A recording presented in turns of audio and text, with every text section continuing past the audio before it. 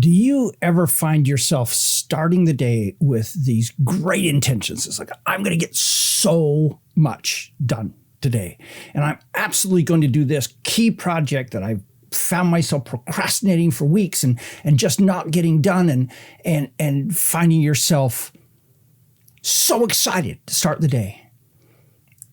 And then you come to the end of the day and you're just plain old disappointed because that great enthusiasm you had at the start of the day wasn't there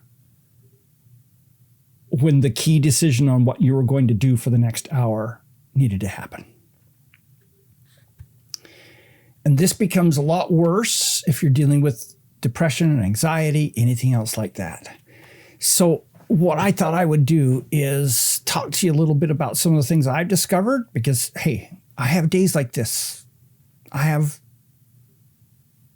pretty frequently days like this. And so I'm working on this in my own life, and I thought I would share a couple of things with you. So first thing, a key principle that we all need to understand. We decide to take action with our minds. That's that decision process in the morning. But we perform based on our fears. So we decide based on our minds, but we perform based on our fears. If you want to boost your performance, work on your fears, not your decisions. And you know what? There's a lot of deepness in that. There's a lot of what I invite you to think about that. Because what happens when you start thinking about that is it starts making some tools that we oftentimes use to, quote, boost our performance, and makes them to be less valuable, and makes other ones more valuable. So, for example, to-do lists become less valuable. Wait a minute. I thought you meant no, to-do lists actually become less valuable, because here's what happens. To-do lists are easy to fill up with a whole bunch of things that don't actually move you towards what you are trying to really accomplish in your life. It's very easy to fill up to-do lists with pick up so-and-so, run this errand, do this thing, a whole bunch of things that are C priority kinds of tasks end up rising to the top in a to-do list kind of system. And so the things that are A priority, especially the things that are A priority that don't have a deadline attached, don't have urgency attached, they could never get done. Yet you're crossing things off on your to-do list every single day and feeling the burst of happy chemicals that happen as you do that. So what I recommend is that you replace your to-do lists with values and goals-based planners.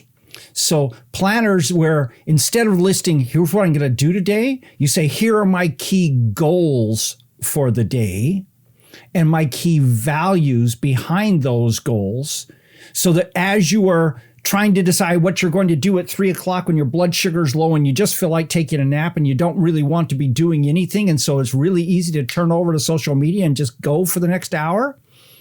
Instead of that, you realize that your core goal that you had for the day isn't done, and I'm going to work on that instead.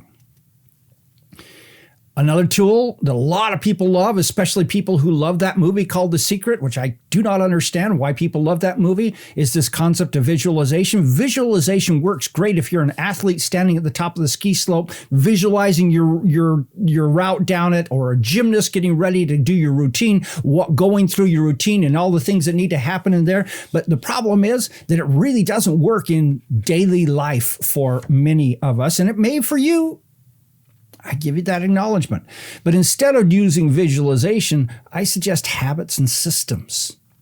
where you have a habit that as you finish brushing your teeth, you do this and you hook them together. Go look at Atomic Habits, that book. Incredibly valuable what's in it and what it teaches. Hooking habits together into a series of things. What ends up happening is those habits, instead of the visualization, those habits actually create your future. Other things that are good. A performance coach, someone who is actually willing and able to challenge you on what you are doing and not doing with your life.